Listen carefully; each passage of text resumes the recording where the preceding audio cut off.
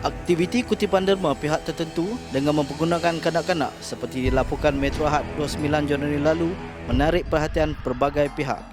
Untuk mengetahui aktiviti kumpulan itu secara lebih lanjut, wartawan Metro Ahad meninjau rumah penginapan dan pusat rawatan mereka di Negeri Sembilan dan Melaka.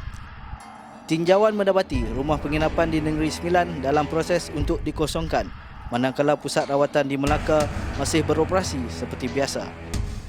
Bagaikan satu rahmat, kunjungan kami ke sana menemukan kami dengan bekas ahli kumpulan itu yang juga tenaga pengajar kelas Al-Quran pusat tahfiz berkenaan.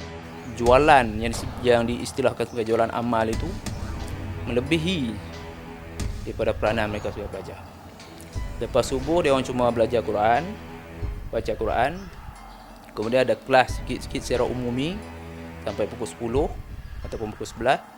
Lepas tu dibuat jualan, bawa mereka ni ke tempat-tempat untuk dibuat jualan. Biasanya ke kompleks beli belah. Tak ada seorang pun yang tahfiz. Tak ada. Dan kebanyakan pelajar-pelajar mereka ni tak boleh baca Quran dengan baik. Walaupun umur mereka dah 12, 13 tahun, 14 tahun. Sebab penumpuan ditujukan kepada jualan. Anak yatim ni pun satu pembohongan. Sebenarnya anak-anak dia orang. Anak-anak orang Al-Mansur tu sendiri. Kalaupun ada budak-budak luar, sikit sangat. Satu penyelewengan daripada ialah jamak boleh dibuat pada waktu. Ini yang mendapat tentangan daripada saya. Jamak qasar itu boleh dibuat pada setiap waktu. Jadi apa jamak sepanjang masa. Walaupun mereka musafir tak sampai tahap yang dibenarkan kita jamak qasar itu, bahkan daripada Seremban ke daripada sini ke Kuala Lumpur depa musafir, depa sembahyang jamak. Padahal tak sampai. Baru 60 lebih kilometer, baru 30 lebih kilometer. Jadi itu pengagungan mereka kepada Azhar Wahab itu sendiri. Sekarang dia panggil ayah, sekarang dia panggil tuanku. Tuanku panggil sekarang ni. Disebabkan dia sebagai Raja Sakti. Dulu buat apa sama kereta dia tulis Kerabat Raja Sakti. Sekarang ni tak boleh buat, tak boleh, mungkin JPJ tak bagi buat kot, tak tahu macam mana. Pengagungan taksub depa pada Azhar Wahab tu memang terlalu kuat.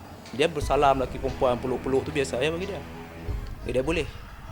Bahkan ada orang depa yang agak pengetahuan agama, saya tanyakan bagaimana boleh dia bersalam dengan lelaki perempuan peluk-peluk dengan bini anak-anak ahli-ahli. Dia kata ayah anda boleh, kita tak boleh. Ini sudah nampak penyelewengan. Salam, cium tangan, peluk-peluk, bagi semangat pada. Lepas tu hampa ni nusyuh semua lah semua. Biarkan bini hampa dipeluk oleh Zawhab itu.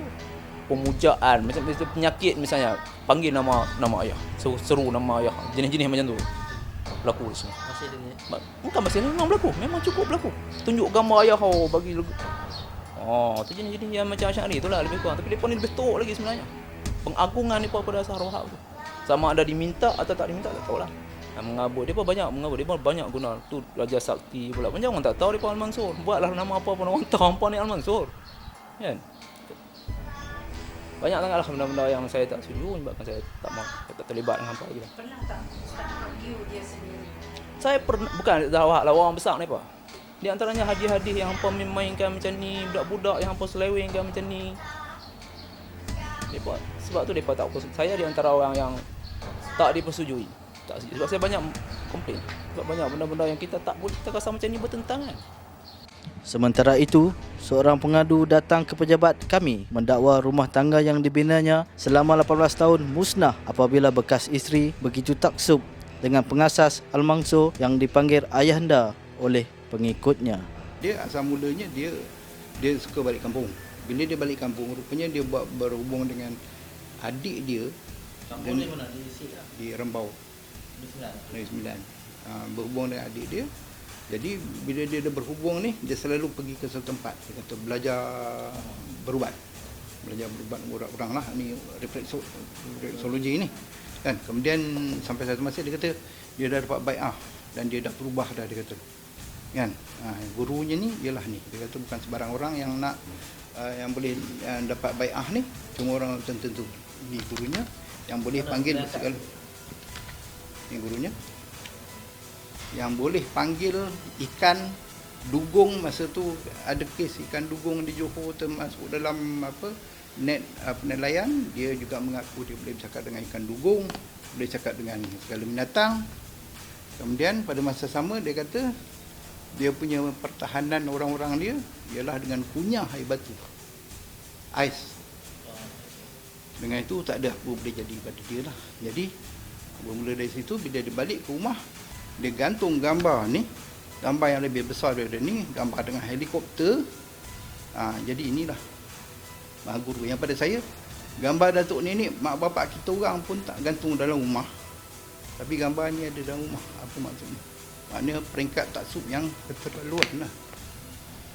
Jadi mula daripada itu saya tegurkan. Bila saya tegurkan, dia tak boleh nak ikut cakap saya. Saya pegang satu je. Dia kata orang ni dapat karamah, dapat anugerah daripada Allah, dia kata. Jadi pada saya satu je, Nabi akhir zaman, Nabi Muhammad, itu je. Apa yang ada pada Nabi-Nabi sebelum tu, Nabi Muhammad pun tak ambil. Betul lah. Apa yang pasti, pihak berkuasa perlu memastikan kumpulan ini tidak terus menjalankan aktiviti untuk kepentingan individu tertentu. Pada masa yang sama, nasib remaja atau ahli kumpulan yang hilang arah atau punca pendapatan perlu dibela agar mereka tidak kembali menyertai kumpulan berkenaan.